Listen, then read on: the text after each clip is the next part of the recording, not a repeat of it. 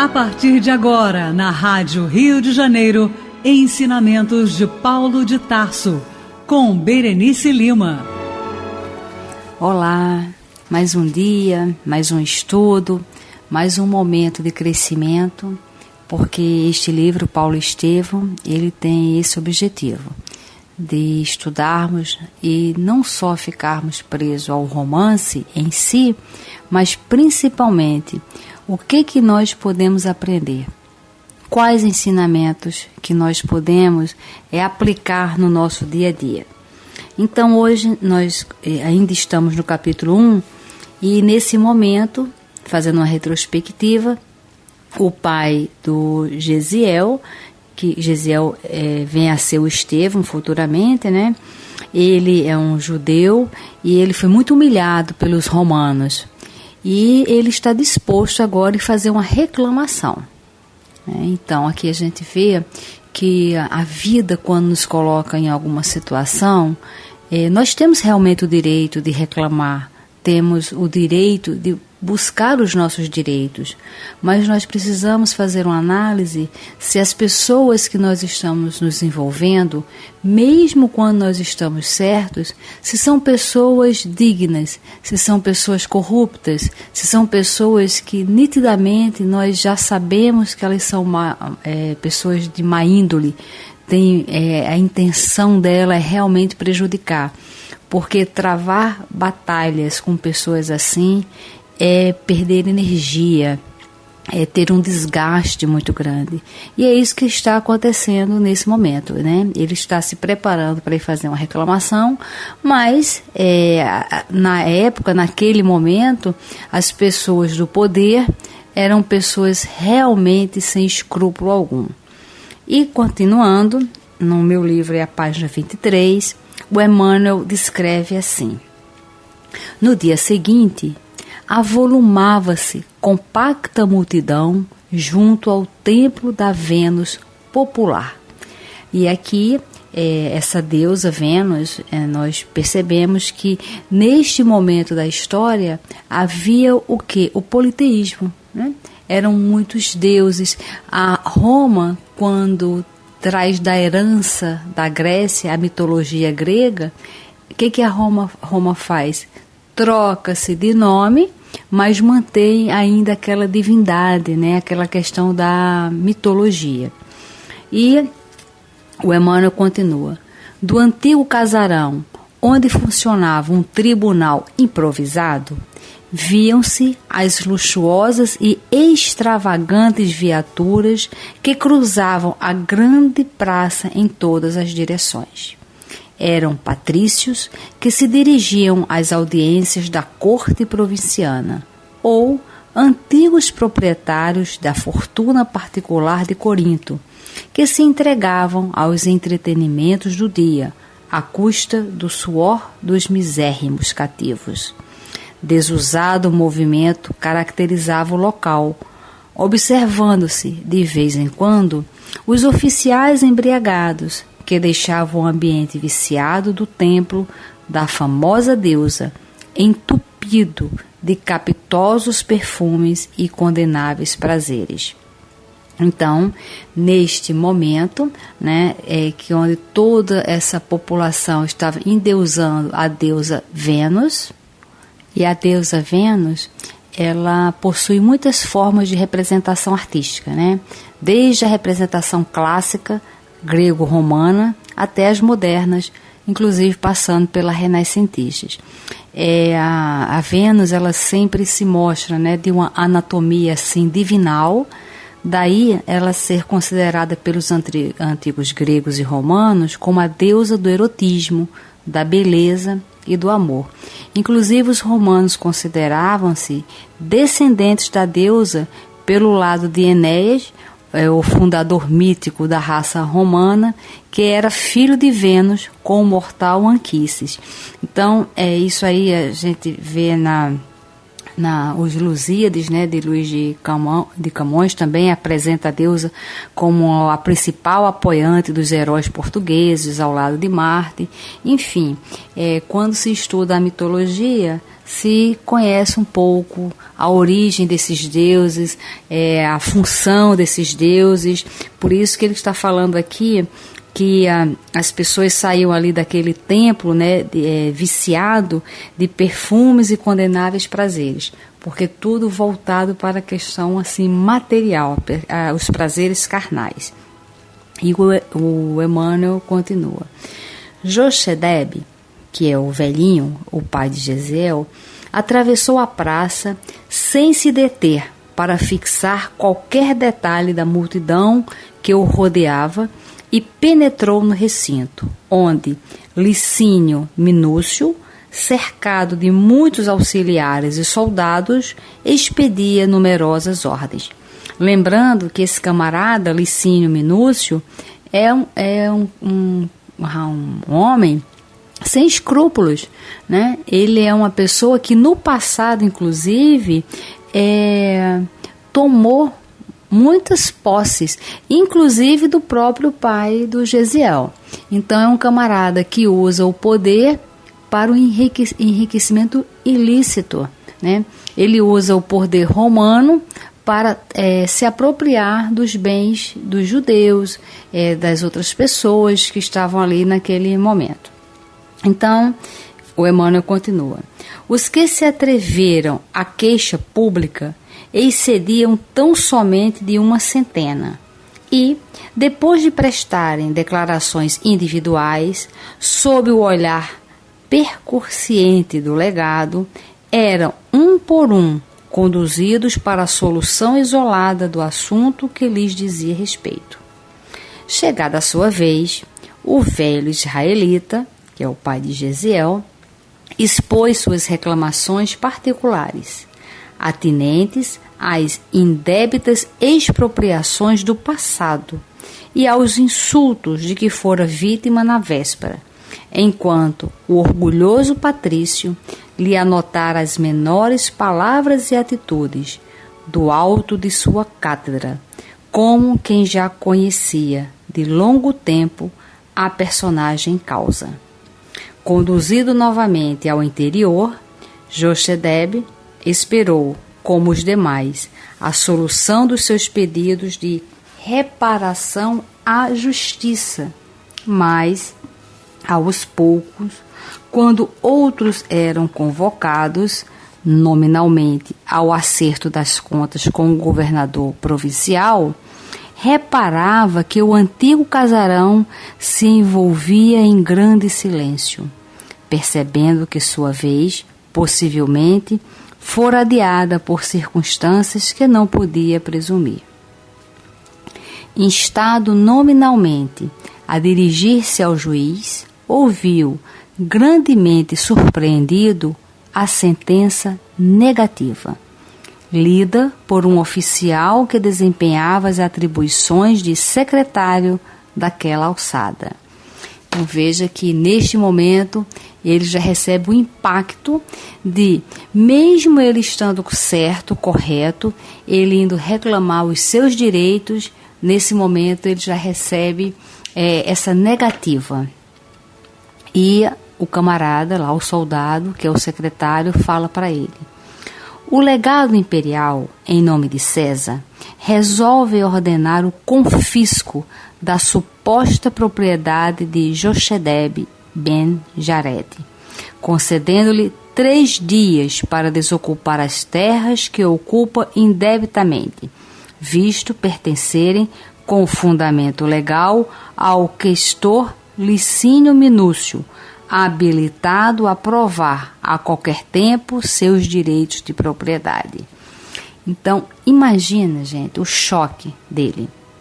Ele indo reclamar e tendo como resposta não só a negação daquele pedido, como agora vão tomar, né, todos os bens dele. E estão dando 3 dias para ele sair. Olha quanta injustiça. Olha que sofrimento que esse homem vai passar, né? E daqui a pouquinho nós vamos ver no Livro dos Espíritos essa questão dessas injustiças aos nossos olhos, né? Nesses momentos, dessas grandes perdas. Por que isso acontece, né? Mas vamos adiantar um pouquinho aqui, daqui a pouquinho nós vamos ao Livro dos Espíritos. E o que ele sentiu nesse momento, né? O Emmanuel fala: a decisão inesperada causou intensa comoção ao velho israelita, a cuja sensibilidade aquelas palavras levaram um efeito de morte. Nem saberia definir a angustiosa surpresa. Não confiara na justiça e não estava à procura de sua ação reparadora? Queria gritar o seu ódio, manifestar suas pungentes desilusões, mas a língua estava como que petrificada na boca, retraída e trêmula.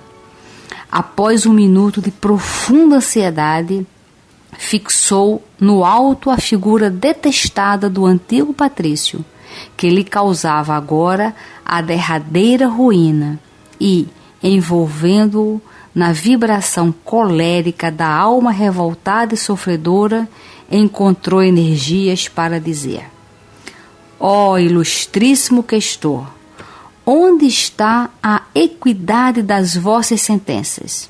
Venho até aqui implorando a intervenção da justiça e me retribuis a confiança com mais uma extorsão que me aniquilará a existência? No passado, sofri a desapropriação descabida de todos os meus bens territoriais, conservando com enormes sacrifícios a chácara humilde onde pretendo esperar a morte. Será aceitável que vós, dono de opulentos latifúndios, não sintais remorso em subtrair ao mísero velho a derradeira códoa de pão? Então, nesse momento, ele, embora esteja com muito ódio, ele se prostra ao chão, né? Ele aqui está se humilhando, ele está jogando todas as possibilidades para sensibilizar o camarada lá. E o Emmanuel descreve assim, que o orgulhoso romano, sem um gesto que denotasse a mais leve emoção, retrucou secamente: ponha-se na rua e que ninguém discuta as decisões imperiais. Se imagina no lugar. Você indo ao tribunal, à lei, reclamar uma coisa que você tem direito, e ao reclamar, te tomam todas as outras coisas. Você se humilha, pede, implora para que aquela decisão seja revogada, né? E o camarada ainda manda você sair imediatamente e que você não tem o direito de discutir. Como você se sentiria? Como que a gente se sente? Agora, o mais importante é a gente pensar: será que eu já fiz isso com alguém? Será que eu já estive assim numa condição de tirar alguma coisa de alguém, de ser injusto com alguém? Porque nós temos que pensar, nós temos um passado e principalmente nós temos um presente.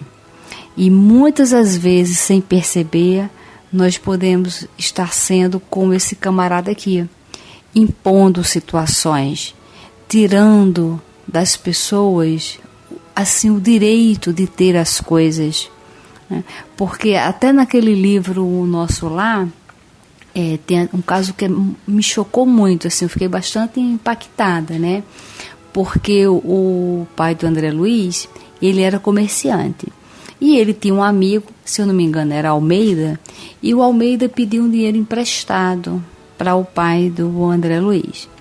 E o pai emprestou.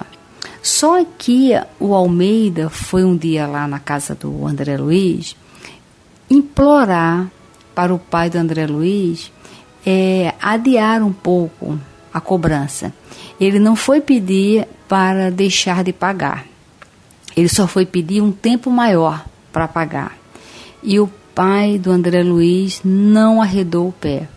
E o próprio André Luiz falou que incentivou muito o pai dele a não aceitar aquele pedido de prorrogação da dívida, porque o Almeida ia pagar, mas ele só estava dizendo, me dá mais um tempinho.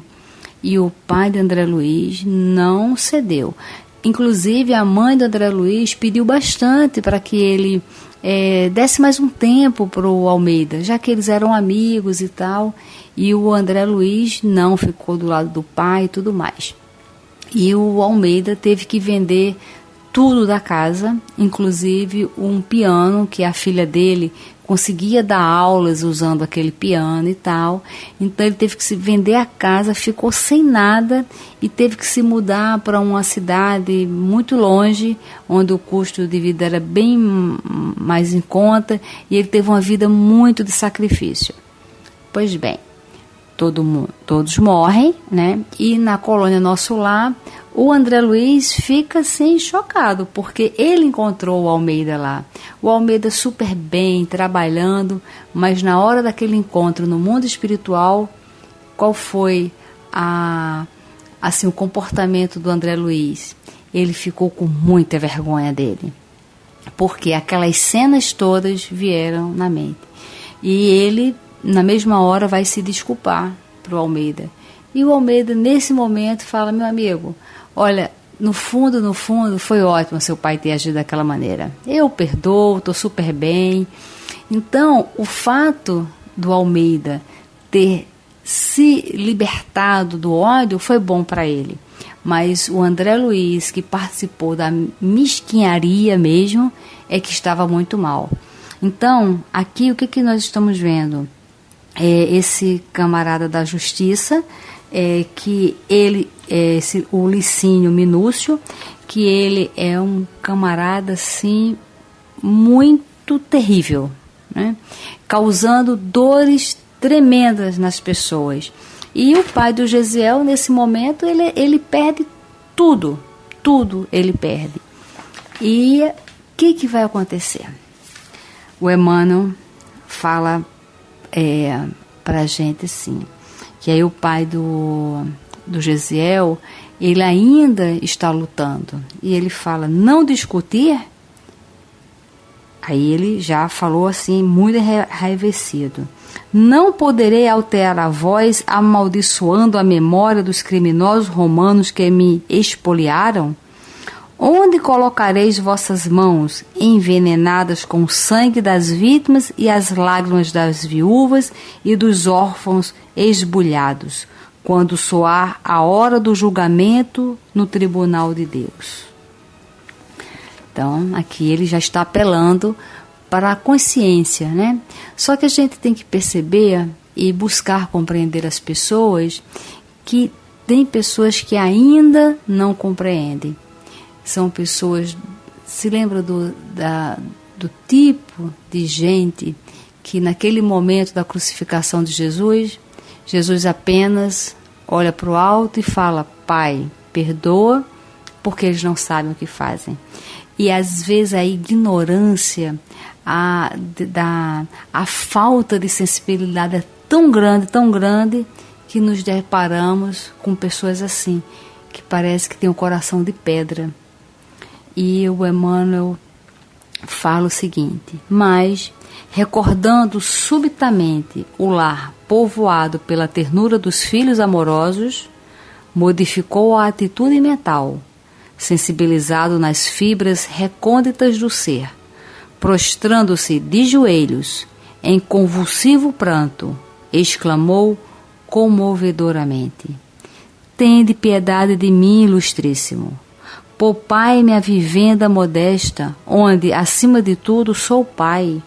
Meus filhos esperam-me com o beijo da sua afeição sincera e desvelada. E acrescentava, afogado em lágrimas, tenho 2 filhos que são 2 esperanças do coração. poupai-me por Deus, prometo conformar-me com esse pouco, nunca mais reclamarei. Então ele aqui desce mais ainda nesse momento de humilhação. E aí, entretanto, o legado, impassível, respondeu com frieza, dirigindo-se a um soldado: Espartaco, para que esse judeu impertinente se afaste do recinto, com as suas lamentações, 10 bastonadas. O soldado formalizou-se para cumprir imediatamente a ordem, mas o juiz implacável acrescentou: tenha cuidado em não lhe cortar o rosto, para que o sangue não escandalize as pessoas na rua. E de joelhos, o pobre Jochebed suportou o castigo e, terminada a prova, levantou-se, cambaleante, alcançando a praça ensolarada, sob as risotas disfarçadas de quantos haviam presenciado essa cena. Nunca em sua vida experimentava tão intenso desespero como naquela hora. E a gente vê, gente, que tristeza, né? Quanta injustiça. Por que essas coisas acontecem, né? E aí nós vamos ver no livro dos Espíritos sobre essas questões. Por que aconteceu isso com ele, né? A questão 261, o Kardec fala assim: nas provações por que deve passar para alcançar a perfeição, o espírito terá de experimentar todos os gêneros de tentações, terá de passar por todas as situações que possam excitar-lhe o orgulho, a inveja, a avareza, a sensualidade, etc. Aí os espíritos respondem assim: certamente não, pois sabeis que há os que tomam desde o princípio um caminho que os livra de muitas provas. Mas aquele que se deixa arrastar para um mau caminho, corre todos os riscos desse caminho. Pode um espírito, por exemplo, pedir a riqueza e esta lhe ser concedida. Então, conforme o seu caráter, poderá tornar-se avarento ou pródigo, egoísta ou generoso, ou ainda entregar-se a todos os prazeres da sensualidade, o que não quer dizer que deva passar forçosamente por todas essas tendências. Então, nas nossas provas, nas nossas escolhas, nós vamos estar sempre traçando o nosso caminho. Você viu que logo aqui no início, como ele descreve aquelas pessoas todas ali se embriagando daquelas questões materiais. A questão 259, o Kardec pergunta: se o espírito pode escolher o gênero de provas que deve sofrer, seguir-se-á que todas as tribulações que experimentamos na vida foram previstas e escolhidas por nós? Será que ele escolheu tudo isso? E os espíritos respondem: todas não é bem o termo, porque não escolhestes nem previstes tudo o que vos sucede no mundo, até as menores coisas. Escolhestes apenas o gênero das provações. Os detalhes são consequências da posição e muitas vezes das vossas próprias ações. Se o espírito quis nascer entre malfeitores, por exemplo, sabia a que arrastamento se expunha, mas ignorava quais os atos que viria a praticar. Esses atos resultam do exercício da sua vontade ou do seu livre-arbítrio. Ao escolher tal caminho, sabe o espírito que gênero de lutas terá que sustentar. Sabe, portanto, a natureza das vicissitudes que irá encontrar, mas ignora quais os acontecimentos que o aguardam.